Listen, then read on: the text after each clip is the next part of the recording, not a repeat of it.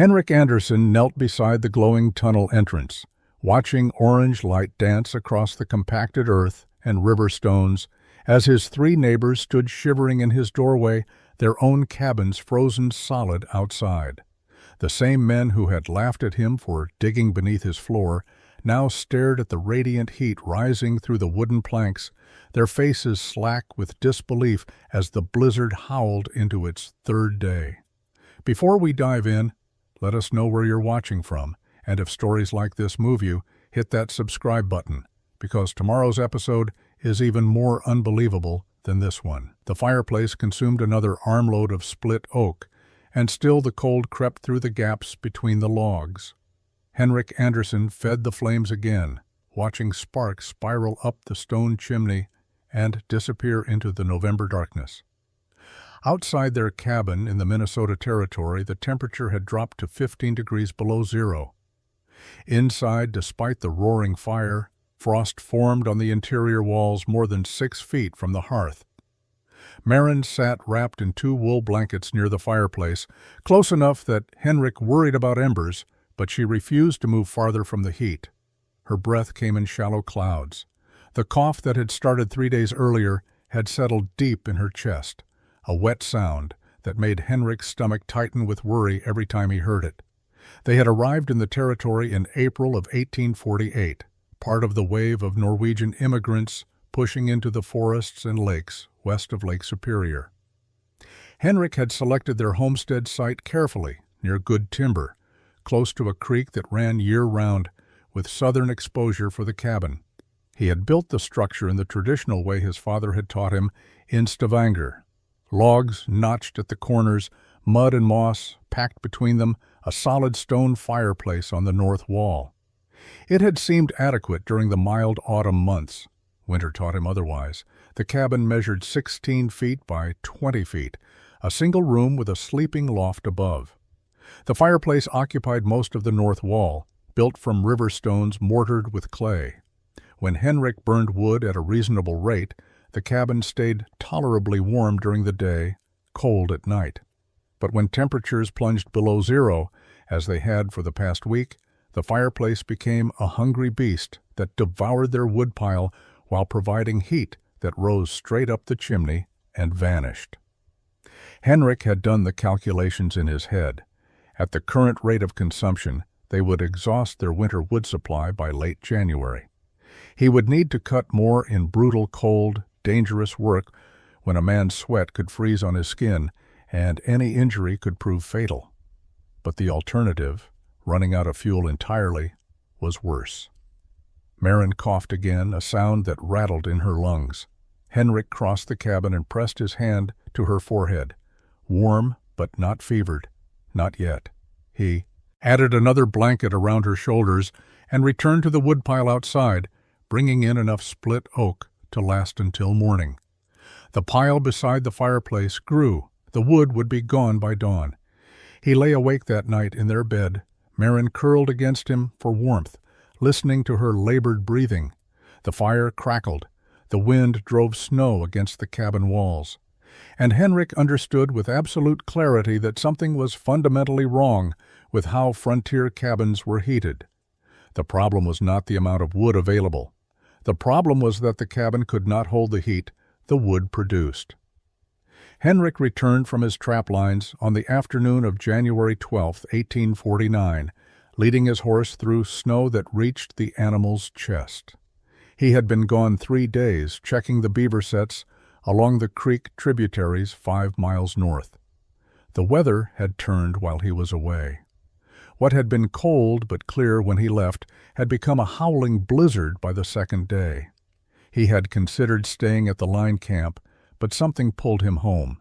He saw the problem before he reached the cabin. No smoke rose from the chimney. The snow around the door lay undisturbed except for drifts. He pushed through the door, already knowing what he would find. Maren lay in their bed, buried under every blanket they owned. The fire had gone cold, nothing but gray ash in the fireplace. The interior temperature was barely warmer than outside. Henrik's breath fogged as he crossed to the bed and pulled back the blankets with shaking hands. She was alive, but barely. Her skin burned with fever. Her breathing came in short, painful gasps. Henrik rebuilt the fire with trembling hands, feeding it until flames roared. He heated water and tried to get Maren to drink. She managed a few sips before turning her head away. Over the next 2 days, Henrik pieced together what had happened. The blizzard had struck the day after he left. She had tried to maintain the fire, but the wind had created a downdraft in the chimney, filling the cabin with smoke. She had been forced to let the fire die to avoid suffocating. The temperature had dropped. She had climbed into bed, trying to wait out the storm. By the time the wind shifted and she could rebuild the fire, she was too weak. The cold had settled into her lungs. Henrik did everything he knew. He kept the fire roaring. He made broth from dried venison and coaxed her to eat. He heated stones and wrapped them in cloth, placing them around her in the bed. None of it mattered. On January 14th, 2 days after he found her, Maren died. The cabin was warm. They had enough wood. But the cold had already done its work. He buried her a week later when the ground thawed enough to dig. The spot he chose overlooked the creek, where they had talked about building a larger house someday. Lars Gunnarsson and Thomas Weatherby came to help with the burial. They stood with Henrik in the January cold while he said words he barely remembered later. Then they left him alone. Henrik returned to the cabin and sat at the table he had built for Maren. The fireplace burned, consuming wood, sending heat up the chimney. He had stored enough fuel for the entire winter. The woodpile outside held cords of split oak, but Maren was dead because the cabin could not hold heat when the fire went out. Because the design everyone used failed in the brutal extremes of Minnesota. That night, staring at the wasteful flames, Henrik made a decision. He would solve the problem, not for himself, but for whoever came after. For the families who would build cabins in this territory, for the wives who would be left alone when their husbands checked trap lines. He would find a way to build a cabin that held heat even when the fire died. Spring came to the Minnesota Territory in late March of 1849, melting the snow and revealing the brown earth beneath. Henrik emerged from winter like a man surfacing from deep water. He had survived on venison, cornmeal, and the mechanical routine of trap checking, but his mind had been working on a single problem for 3 months: how to keep a cabin warm without constantly feeding a fire. He started visiting neighboring homesteads, studying their heating systems with an intensity that made people uncomfortable. At Lars Gunnarsson's cabin, 6 miles west, Henrik spent an hour examining the fireplace, noting how the heat rose straight up the chimney, how the stone grew hot near the fire, but cold within arm's reach. Lars tolerated the strange behavior for a while before asking what Henrik was looking for. Henrik tried to explain. The problem was not fuel. The problem was that air could not hold heat. You burned wood, created hot air, and that air escaped up the chimney or through gaps in the walls. The heat was gone. You had converted solid wood into nothing useful. Lars looked at him like he was still grief-mad. "Fires make heat," he said. "Heat goes up. That is how fires work. You burn wood in winter. Everyone knows this." Henrik visited Thomas Weatherby's cabin next. Thomas was English, educated, and had built a superior fireplace with a proper smoke shelf and damper.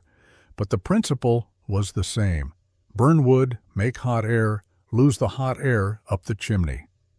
Thomas listened to Henrik's observations with more patience than Lars, but reached the same conclusion. "You cannot keep heat," Thomas said. "Heat is not a thing you can store. You make it when you need it." But Henrik knew Thomas was wrong. Heat could be stored. He had seen it. The realization came from his root cellar. Every frontier cabin had one, a pit dug into the earth beneath or beside the structure, used to store potatoes, carrots, and other vegetables through winter. Henrik's cellar was 6 feet deep, accessed through a hatch in the cabin floor. He had noticed during the coldest weeks of January that the cellar never froze. Even when the cabin interior dropped below freezing on the worst nights, the cellar remained above 32 degrees. The earth held heat. Not air. Earth. Henrik remembered his grandmother in Norway, her stories of the old baking ovens built into hillsides. Stone chambers dug into the earth, heated with fire, then sealed. The stones would stay hot for 2 days. You could bake bread the first day, slow roast meat the second day, all from a single firing. The heat did not escape because it was trapped in mass. Stone and earth did not let heat go the way air did. He stood in his cabin one April evening, looking at his fireplace, then down at the floor. Beneath the wooden planks was earth. Cold earth in winter, yes, but earth that could hold heat if you put heat into it. What if you did not send the heat up? What if you sent it down? Henrik began digging on the 1st of May, 1849. He chose a spot along the north wall of his cabin, directly opposite the existing fireplace. The plan in his mind was simple. Dig a shallow tunnel beneath the cabin floor, line it with stones and clay. Fill it with hot coals that would burn slowly and radiate heat upward through the floorboards. He started by removing 6 floorboards, each one 12 inches wide and 16 feet long. The planks came up easily, revealing the packed earth beneath. Henrik marked out his tunnel dimensions with stakes and twine. The tunnel would run 8 feet long, 2 feet wide, and 1 foot deep. Not deep enough to undermine the cabin's foundation logs, but deep enough to hold substantial heat mass. The digging was harder than he expected. The earth beneath the cabin was dense clay mixed with stones, compacted by years of pressure. Henrik worked with a short-handled spade, removing dirt 1 shovelful at a time, crawling on his belly to reach the far end as the tunnel extended. His back ached, his hands blistered. Progress was measured in inches. After 3 days, he had excavated 2 feet of tunnel length. At that rate, the project would take 6 weeks. Henrik accepted the timeline and continued digging. The first challenge came on day 5. Water began seeping into the tunnel from an underground spring he had not known existed. The tunnel floor turned to mud. Henrik spent 2 days digging a shallow drainage channel that angled away from the tunnel, allowing water to flow harmlessly beneath the cabin and out the far side. He lined the drainage channel with small stones to prevent collapse. With drainage solved, Henrik focused on shaping the tunnel itself. He carved the walls as vertical as possible, using a flat piece of wood to smooth and compact the clay. The ceiling he shaped into a gentle arch, remembering how his grandmother's baking oven had been curved. An arch distributed weight better than a flat ceiling. It would not collapse. By early June, the tunnel extended 6 feet beneath the cabin. Henrik began collecting river stones from the creek, selecting each one carefully. He wanted stones the size of a man's head, dense and smooth, the kind that held heat well. Over 2 weeks, he hauled 400 stones from the creek to his cabin, enough to line the tunnel walls and create thermal mass. The clay mortar came next. Henrik dug clay from the creek bank, mixing it with sand and water until he achieved a thick paste. He pressed this mixture against the tunnel walls, then embedded the river stones into it, creating a composite structure of earth, clay, and stone. The stones reinforced the tunnel. The clay bound everything together. The earth provided insulation. By late June, the tunnel was complete, 8 feet long, lined with stones, capped with an arched earthen ceiling. Henrik stood back and examined his work. Now came the hard part, explaining to his neighbors why he had just spent 2 months digging a hole beneath his floor. Lars Gunnarsson arrived at Henrik's cabin in early July, carrying a borrowed axe he had come to return. He found Henrik on his knees beside the tunnel opening, adjusting stones in the earthen arch. Lars stood in the doorway for a long moment, staring at the hole cut into the cabin floor. "What in God's name are you doing?" Lars asked. Henrik explained. He described thermal mass, how stone and earth held heat longer than air. He explained how the tunnel would store warmth from burning coals, how that warmth would radiate upward through the floorboards, heating the entire cabin from below instead of from one wall. Lars listened with growing disbelief. "You are burying your heat in the ground," he said slowly. "Heat rises, Henrik. Everyone knows this. You put heat down, it is wasted. You might as well burn your wood in the yard." He left without another word, and Henrik knew the story would spread. It did. By mid-July, Thomas Weatherby rode over specifically to see the Norwegian's dirt oven.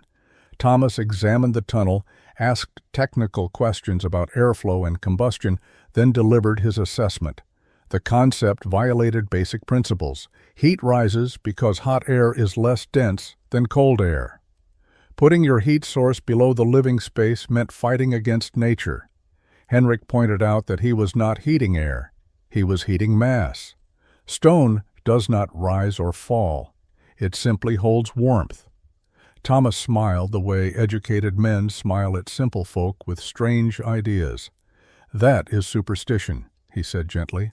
"Old country thinking." Bjorn Halvorsen came next, a Norwegian like Henrik who trapped the territory to the east. Bjorn understood the concept of thermal mass from experience with saunas in the old country, but he thought Henrik had lost his mind with grief. "You spent 2 months on this," Bjorn said. 2 months you could have used trapping, hunting, building something useful. "So the next wife does not freeze when her husband is away?" Henrik answered quietly. Bjorn had no response. He left looking uncomfortable. Over the next month, a steady stream of curious settlers stopped by. Some came with genuine interest. Most came to see the fool who dug a payoa, heating tunnel under his floor. They examined Henrik's work, asked questions, then dismissed it. It was too much labor for uncertain benefit. It violated common sense about how heat worked. It looked crude compared to proper stone masonry. The criticism followed predictable patterns, but Henrik stopped trying to convince anyone. He simply continued his work, testing different configurations, refining the airflow, preparing for winter. Let them laugh now. Winter would provide the only argument that mattered. He spent evenings calculating fuel needs, adjusting stone placement, perfecting the air channels. His neighbors built their woodpiles higher and sharpened their axes. Henrik built his tunnel deeper and gathered more river stones. 2 different approaches to the same problem. Only winter would reveal which one understood heat better.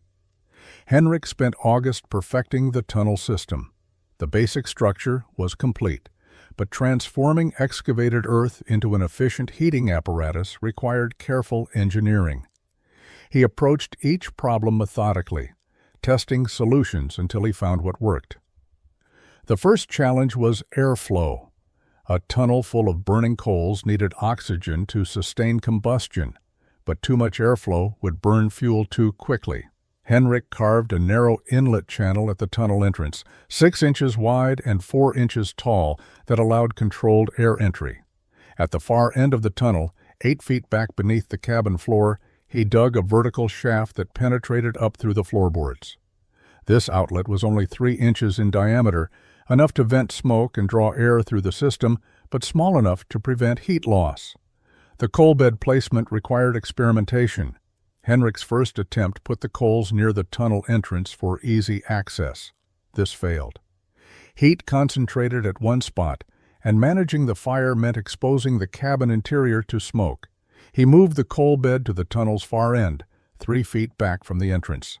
This worked better. Heat had to travel through stone-lined earth to reach the opening, warming the entire thermal mass along the way. He built a small iron grate from scrap metal, a simple framework that elevated the coals 6 inches off the tunnel floor. Air could circulate beneath the burning fuel, improving combustion efficiency. Ash fell through the grate to the earthen floor below, where it could be removed periodically without disturbing the coals. Wood selection mattered enormously. Henrik tested pine, birch, and oak. Pine burned hot but fast, creating flames instead of coals. Birch was better but still consumed too quickly. Oak proved ideal. Burned down to coals, oak produced steady heat for 18 to 20 hours. From a single armload of wood, the coals glowed deep red, radiating warmth without flame or significant smoke. In early September, Henrik conducted his first full test. He burned oak down to coals in his outdoor fire pit, then transferred the glowing embers into the tunnel using a long-handled shovel. He placed them on the iron grate at the far end, then partially covered the tunnel entrance with a flat stone, leaving a 6-inch gap for air intake. The results exceeded his expectations. Heat began radiating through the floorboards within an hour. After 4 hours, the entire cabin floor was warm to the touch. The tunnel entrance glowed with steady orange light, but no smoke entered the cabin. The temperature inside rose to a comfortable 65 degrees and held there. 14 hours after loading the coals, the floor was still noticeably warm. At 18 hours, residual heat remained. Henrik did the calculations. 1 armload of oak, burned to coals, provided 18 hours of steady warmth. A traditional fireplace required continuous feeding, consuming 6 to 8 armloads in the same period. His tunnel used 1/6 the fuel for comparable heat. He made notes, planned improvements, and waited for winter. The real test would come when temperatures dropped below zero and stayed there for days. October brought the first hard frost to the Minnesota Territory. Henrik used the cooling weather to refine his heating system and prepare for the winter that would prove or disprove everything he had built. Each test burn revealed small improvements he could make. He added more river stones to the tunnel walls, particularly near the coal bed where temperatures were highest. These additional stones increased thermal mass, allowing the system to store more heat and release it over longer periods. He pressed the stones into fresh clay mortar, creating a denser composite that would absorb and radiate warmth more effectively. The tunnel entrance received special attention. Henrik shaped a removable stone cover that fit precisely over the opening, with a notched edge that allowed him to control air intake by rotating the stone to different positions. Fully open, the tunnel drew maximum air and burned hotter. Partially closed, it maintained steady coals for extended periods. Completely sealed, it banked the fire, preserving coals overnight. He began stockpiling oak specifically for coal production. Most settlers burned whatever wood was convenient, pine and birch mixed with oak. Henrik cut only oak, selecting trees with dense, straight grain. He split the wood into uniform pieces, each one the length of his forearm and the thickness of his wrist. Pieces this size burned down to coals efficiently and fit easily into the tunnel. By late October, he had stacked 2 cords of oak under a shelter beside the cabin. At his calculated consumption rate of 1 armload per day, this represented a winter supply that would last 4 months. His neighbors were cutting 6 to 8 cords for their fireplaces. Lars stopped by in early November and noticed the modest woodpile. "You will freeze," he said flatly. "That is not enough fuel." Henrik invited him inside. The day was cold, the first snow falling outside. Henrik's tunnel had been burning since dawn, a single load of coals placed 12 hours earlier. The cabin interior was warm, the floor radiating heat. Lars stood on the floorboards, feeling the warmth through his boots, his expression caught between confusion and suspicion. "How much wood have you burned today?" Lars asked. "1 armload," Henrik answered, "this morning." Lars looked at the glowing tunnel entrance, at the warm cabin, at Henrik's face for signs of deception. He found none. "This makes no sense," he said finally. "Heat does not work this way." Henrik shrugged. He had stopped arguing with what people believed heat could or could not do. The tunnel worked. That was all that mattered. Thomas Weatherby visited a week later and had a similar reaction. He examined the system more carefully than Lars, asking about coal management and air control. "You may survive a mild winter with this," Thomas admitted. "But when temperatures drop to 20 or 30 below, when a real blizzard comes, you will learn why proper fireplaces exist." Henrik simply nodded. Winter would answer Thomas better than words ever could. The first deep cold arrived in December. Henrik lit his coals and waited. December of 1849 brought the kind of cold that tested every frontier cabin in the Minnesota Territory. Temperatures dropped to 20 below zero and stayed there for days. Henrik's tunnel system faced its first serious challenge, and he monitored its performance with careful attention to detail. Each morning he removed spent ash from the previous day's coals and added fresh fuel to the tunnel's far end. One armload of oak, burned down to glowing embers before placement, maintained steady warmth for 24 hours. The routine became automatic. Wake before dawn, check the coals, add fuel, seal the entrance to 3/4 closed, then go about his day. The cabin stayed consistently warm. Henrik mapped the heat distribution by walking barefoot across the floorboards at different times. The area directly above the tunnel measured warmest, warm enough that he could not stand there comfortably for more than a minute. Moving away from the tunnel, the temperature decreased gradually but remained above freezing throughout the entire cabin. The far corners, 16 feet from the tunnel, stayed cool but not cold. What surprised him most was the absence of cold drafts at floor level. Traditional fireplaces created convection currents that pulled cold air across the floor toward the fire, then sent heated air up the chimney. People's feet froze while their faces burned.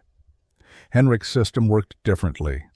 Heat rose from the entire floor surface, creating a warm foundation that pushed cold air upward and out through the small ventilation gaps he had left near the roof peak. He could bank the coals at night, closing the tunnel entrance almost completely, and wake to a cabin that had only dropped 5 to 10 degrees overnight. A quarter hour after opening the entrance and adding fresh fuel, the temperature recovered fully. Lars visited on a bitter December afternoon when the temperature had been below zero for 3 straight days. He arrived expecting to find Henrik huddled near a struggling fire, burning through his inadequate wood supply. Instead, he found Henrik comfortable, working on a new pair of snowshoes, wearing a single layer of wool clothing. Lars stood near the tunnel opening, feeling warmth radiate from the floorboards. "How much wood today?" he asked. "Same as every day," Henrik answered. "1 armload this morning." Lars walked to Henrik's wood shelter and looked at the supply, barely touched. Meanwhile, Lars had burned through half a cord in the same 3 days. The mathematics were undeniable. Henrik's system used 1/6 the fuel and produced superior results.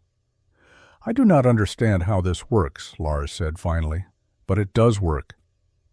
Thomas Weatherby came a week later and spent 2 hours examining the system, asking detailed questions about coal management, air control, and temperature maintenance. He measured the cabin temperature at different locations, checked Henrik's fuel consumption records, and calculated the efficiency ratio. "This is remarkable," Thomas admitted. "I was wrong about the principle, but winter is not finished. When a real blizzard comes with high winds and deep cold, then we will see if this tunnel can truly compete with a proper fireplace." Henrik simply nodded. He suspected they would not have to wait long. The blizzard arrived on January 23, 1850, announced by a sudden temperature drop and a sky the color of old iron. Henrik had seen storms before, but the wind that began howling that afternoon carried a different quality. This was the kind of weather that killed unprepared men and tested every structure built by human hands. By evening, snow fell so thick Henrik could not see his wood shelter 20 feet from the cabin door. The temperature plunged to 40 below zero. Wind drove snow through gaps around the door frame and through microscopic cracks in the log walls. Henrik sealed what he could with rags and waited. His tunnel burned steadily. He had loaded fresh coals at midday and adjusted the entrance stone to allow minimal airflow. The system maintained cabin temperature at 55 degrees while the world outside descended into frozen chaos. Through the night, wind shrieked around the cabin, snow piled against the north wall. Henrik checked his coals twice, adding small amounts of fuel to maintain the coal bed. The second day brought worse conditions. Temperature dropped further. Wind increased until the cabin walls shuddered with each gust. Henrik's fuel consumption increased slightly. He needed 2 armloads instead of 1, but the tunnel continued providing steady warmth. That afternoon, someone pounded on his door. Henrik forced it open against the wind and pulled Lars Gunnarsson inside, the man's face raw with cold, his beard white with frozen breath. "My fire."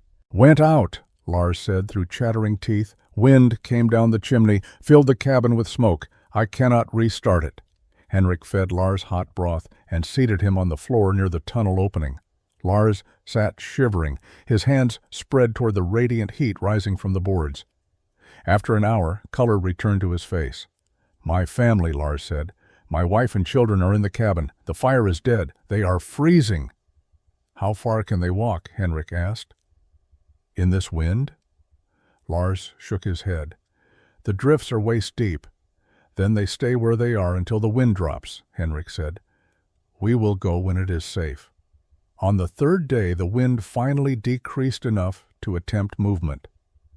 Henrik and Lars fought through chest-deep snow to Lars's cabin 6 miles west. They found his wife and 3 children huddled together under every blanket they owned, the cabin interior barely above freezing. Henrik helped them dress in every piece of clothing they owned, then led them back through the drifts to his cabin. 7 people crowded into Henrik's single room. The tunnel opening glowed with steady heat. Children slept on the warm floor. Adults sat against the walls, wrapped in blankets, drinking hot broth Henrik prepared from his supplies. Outside, the blizzard continued into its 4th day. Thomas Weatherby arrived on the 5th day with his wife and 2 sons, their cabin fireplace having consumed their entire wood supply. Henrik made room. The tunnel burned on, using 3 armloads of oak per day now, but keeping 11 people alive while the storm slowly died. The blizzard ended on January 28, 1850, leaving the Minnesota Territory buried under 4 feet of snow, and a silence so complete it felt like the world had stopped breathing. Henrik's guests returned to their cabins over the next 2 days, carrying coals from his tunnel to restart their own fires. No one spoke much. What had happened required no discussion. Spring brought change.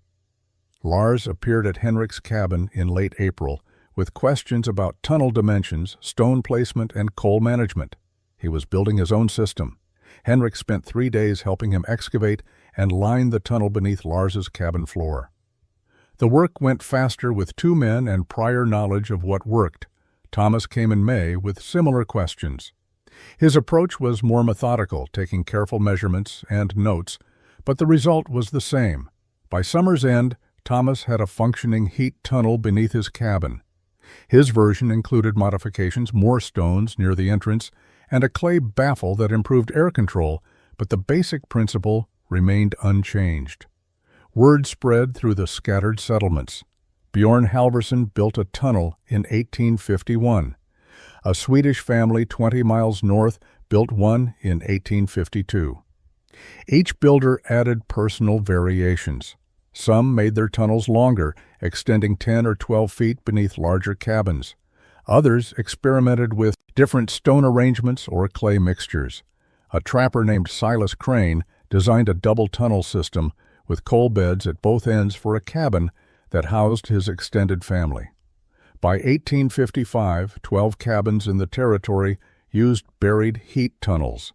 Settlers called them Norwegian tunnels or earth ovens, rarely mentioning Henrik by name. He never corrected them. The innovation spread organically, carried by practical results rather than promotion. Men who survived brutal winters with minimal fuel told others. Families who stayed warm when neighbors froze adopted the technique. Henrik remarried in 1853, a widow named Ingrid, who had lost her husband to pneumonia the previous winter. They expanded the cabin, adding a second room and a sleeping loft. The original tunnel continued heating the main room. Henrik built a second, smaller tunnel for the addition. Their children, 3 daughters born between 1854 and 1858, grew up sleeping on floors warmed by buried coals. The technique spread beyond Minnesota into Wisconsin and the Dakota territories. By the 1860s, variations of Henrik's design appeared in homesteader cabins throughout the northern frontier. Each winter proved the concept again. Families survived cold that would have killed them in traditional cabins, using half the fuel and 1/10 the labor of constant fire tending. Henrik died in 1874 at age 56, buried beside Marin on the hillside overlooking the creek. His gravestone made no mention of heating tunnels or innovation. His children knew him as a quiet man who built things carefully and wasted nothing. But across the northern territories, cabins still glowed with buried heat on winter nights. The impossible had become routine, carved into earth and stone by men who understood that sometimes the best solution means sending warmth down instead of watching it rise and disappear.